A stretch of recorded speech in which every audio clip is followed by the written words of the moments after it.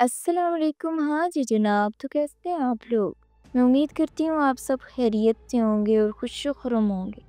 यूं ही हंसते मुस्कुराते रहें और मेरे साथ बने रहें। मैं हूँ आपकी ईमान और मैं आपकी खिदमत में कहानियाँ लेके आती रहती हूँ। आज भी उसी गर्ज से आपकी खिदमत में हाजिर हूँ। उम्मीद है सभी दोस्त खैरियत से होंगे।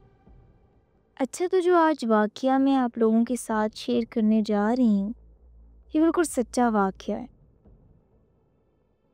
जो मेरे करीबी दोस्त के साथ आज से लगभग 8 साल पहले बकरा ईद के तीसरे रोज़ रात 3 बजे के करीब एक गांव के रास्ते में पेश आया। जब हम दोस्त गांव से वापस अपने घर आ रहे थे, इस वक्त मैं पंजाब में सुधार अपने मामू के घर रहता था। गांव शहर के बिल्कुल करीब था, जहां मेरे कुछ दोस्त रहते थे। इनका वहां पोल्ट्री फार्म था। खैर मुख्तसर ये कि ईद के तीसरे रोज़ उसी पोल्ट्री फार्म में हम सब दोस्तों ने मिलके एक प्रोग्राम तश्कील दे दिया कि सभी दोस्त रात को फार्म पे इकट्ठे होंगे और बारबेक्यू का भी इंतज़ाम कर लिया। जब रात हुई तो मैंने सभी दोस्तों को अपनी एक ठिकाने पे बुला के इकट्ठा किया और हम मगरिब के करीब गांव रवाना हो गए। कुछ ही देर में हम गांव पहुंच गए। गांव का रास्ता शहर से तकरीबन 40 मिनट का था। खैर गांव जब हम फार्म पे पहुंचे तो वो गांव वाले दोस्त पहले से मेरे इंतज़ार में थे। उन्होंने फार्म पे सारा इंतज़ाम कर रखा था, लाइटें वगैरह लगवा रखी थी और बारबेक्यू का सारा सामान रेडी था। तो हमने फिर वहाँ पार्टी वगैरह शुरू कर दी। जैसे जैसे वक्त गुजरता गया, शहर से और भी दोस्तों के फ़ोन आते रहे। शहर से और भी दोस्त फार्म पे हमारे साथ इकट्ठे होते रहे। फार्म पे उस रात काफ़ी महफिल जमी। कुछ गर्ल्स डांस का प्रोग्राम भी कुछ दोस्तों ने अरेंज किया हुआ था और डांस के चक्करों में रात के 2 बज गए। और जब घड़ी की सुई 2 पर पहुंची तो कुछ दोस्तों ने इजाज़त चाही, तो 5 से 6 गाड़ियों पर फार्म से शहर की जानिब रवाना हो गया। मैं और मेरे साथ 13 दोस्त वहीं फार्म पे मेरे गांव वाले दोस्तों के साथ बैठे गप्पे शप्पे लगाते रहे। हर रात के 3 बज गए।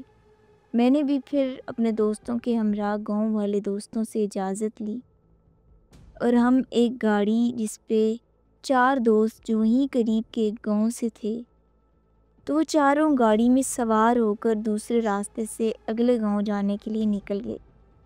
और मैं चूँकि स्टूडेंट था और मामू के घर पढ़ने के लिए गया हुआ था, मेरे पास तब गाड़ी तो थी नहीं। तो मैं और मेरे दोस्त बाइक्स पर सवार होकर शहर की तरफ चल दिए। गांव का दरमियानी रास्ता काफ़ी वीरान सा था और दरमियानी रास्ते में एक गंदे पानी की सेम थी। सेम के करीब ही एक सरकारी स्कूल आता था जो कि वीरान सी जगह पे था। स्कूल की बिल्कुल बैक साइड पे एक बहुत पुराना खंडर नुमा कब्रिस्तान भी था। कह ले कि गांव से थोड़ा बाहर की तरफ था। वो स्कूल और काले पानी की ड्रौनी से सेम के बिल्कुल पास था। और दिलचस्प बात ये थी कि सेम उस स्कूल से तकरीबन 10 मिनट की दूरी पे एक ऐसी जगह में जाके गिरती थी जहां अंग्रेज़ दौर के बहुत सारे काले पानी के तालाब थे और वो तालाब चारों तरफ मीलों मील फैले हुए थे। इन तालाबों को अगर आप आज भी बेशक दिन के टाइम ही देख लें तो मैं दावे से कहती हूँ कि आप ना चाहते हुए भी एक बार ज़रूर खौफ में मुब्तला हो जाएंगे।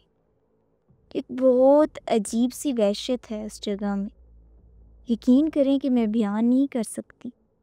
खैर चूँकि उस रात बहुत सर्दी थी और काफ़ी हद तक धुंध भी पड़ चुकी थी, तो मैं बाइक के पीछे बैठा हुआ था और मुंह पे चादर ओढ़ के अपने दोस्त के साथ टेक लगा के जैसे सोया हुआ था। जब हमारे बाइक के स्कूल के पास पहुंची तो वो कच्चा रोड था और काफ़ी ओबड़ खाबड़ रास्ता था, इसलिए चारों बाइक स्लो स्लो जा रही थी। اسکول کے قریب آ کے میرے دوست جو بائک چلا رہا تھا اس کے منہ سے بے اختیار یہ الفاظ نکلے کہ یہ کیا ہے، اور مجھے بس کسی عورت کے ہنسنے کی آواز آئی، اور وہ آواز ایسی تھی بہت بڑے سے کسی حال میں ہنس رہا ہو، یعنی کہ اس کی ہنسی کی آواز گونج رہی تھی۔ اتنے میں میرے دوست نے ایک دم سے بائک کی سپیڈ اتنی زیادہ کر دی، خیال ہے کہ ہم جیسے گرنے سے بچے ہوں۔ جب میں نے چہرے سے چادر ہٹائی تو باقی دوست بھی ایسے ہی بائکیں اڑاتے ہوئے آ رہے تھے۔ میں نے چیخ کے کہا کہ یہ کیا ہوا ہے؟ تو میرے دوست جیسے کانپے جا رہے تھے۔ سبھی ایک دوسرے سے آگے بائکس نکالنے کی کوشش کر رہے تھے اور سپیڈ سے چلائی جا رہے تھے۔ خیر سیم کراس کر کے آگے ایک روڈ تھا جہاں ایک فیکٹری تھی اور وہاں دور ایک لائٹ جل رہی تھی۔ ہم وہاں رکے تو سب خوف زدہ تھے، جسے پتہ نہیں کیا ہوا ہو۔ وہ سبھی ایک دوسرے سے سوال کر رہے تھے، تم نے دیکھا اسے؟ تم نے دیکھا اسے؟ میں نے پوچھا کہ کیا تھا، کس کی بات کر رہے ہو؟ تو وہ کہتے ہیں کہ ایک لڑکی تھی وہاں جس کی آنکھیں بہت بڑی بڑی تھیں، اتنی بڑی کہ جیسے کوئی کھیلنے والی بال ہو، اور اس کا آدھا چہرہ بالکل ٹھیک جبکہ آدھا مکمل طور پہ جلا ہوا تھا، ایسے جیسے تازہ تازہ جلا ہو۔ اور بتا رہے تھے وہ ایک ہاتھ سے درخت کو پکڑ کے جیسے درخت کے سہارے کھڑی تھی، اور ان کی طرف دیکھ کر گردن پیچھے کی طرف کر کے مسلسل مسکرا رہی تھی۔ وہاں دور دور تک کوئی انسان، آبادی یا گھر بھی نہیں ہے۔ سارا قصہ اسی اسکول اور قبرستان سے جڑا ہوا تھا۔ خیر اللہ اللہ کر کے ہم وہاں سے گھر پہنچے تو ایک دوست کو تیز بخار ہو گیا۔ سبھی دوست فجر کی اذان ہونے تک ڈر کے مارے میری طرف ہی رک گئے۔ تو پھر میں نے جب بیٹھک کھولی اور اپنے گاؤں والے دوست کو کال ملائی تو اس کو میں نے یہ پوچھا ہی تھا کہ وہ سیم کے پاس جو اسکول آتا ہے، تو اسے فوراً میری بات کاٹ دی۔ میرا دوست عابد بیٹھا تھا جو اسے پوچھ رہا تھا کہ خیر ہے۔ ان کا اس ٹائم فون آیا تو وہ عابد کو مخاطب کر کے کہنے لگا کہ ہاں یار خیر ہی ہے کہ عاطف لوگ بھی اسکول والے ایریے سے ڈر گئے ہیں۔ پھر اس نے مجھ سے پوچھا کہ کیا ہوا؟ اس نے کہا تم لوگوں نے کسی چیز کو دیکھا؟ کیا راستے میں کسی چیز نے تم لوگوں کو ڈرایا؟ میں نے پوچھا تمہیں کیسے پتا؟ تو اس نے بتایا کہ پہلے بھی بہت سے لوگوں کے ساتھ ایسا ہو چکا ہے، وہ راستہ بہت خطرناک ہے، وہاں بہت سے لوگ جاتے ہیں مگر لوٹ کر نہیں آتے۔ اسکول والے ایریے سے بہت سے لوگ کئی بار ڈرے ہیں، لیکن وہ چیز کسی کو نقصان پہنچاتی ہے اور کسی کو نہیں پہنچاتی۔ جس بات کو 8 سال گزر گئے، اب اللہ جانے وہ کیا چیز تھی، کون تھی، اللہ ہی بہتر جانتا ہے، اور کہاں سے آئی تھی، کہاں رہتی تھی، کوئی بھی نہیں جانتا۔ اس چیز کا میں نے چہرہ تو نہیں دیکھا مگر آواز بخوبی سنی تھی۔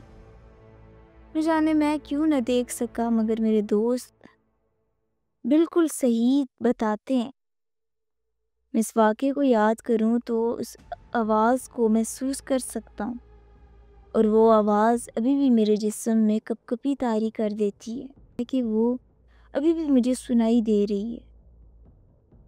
اللہ ایسے جنات اور ان شیاطین کے شر سے ہم سب کو دور رکھے اور اپنی حفاظت میں رکھے۔ مزید ایسی کہانیاں سننے کے لیے میرے چینل کو سبسکرائب کریں۔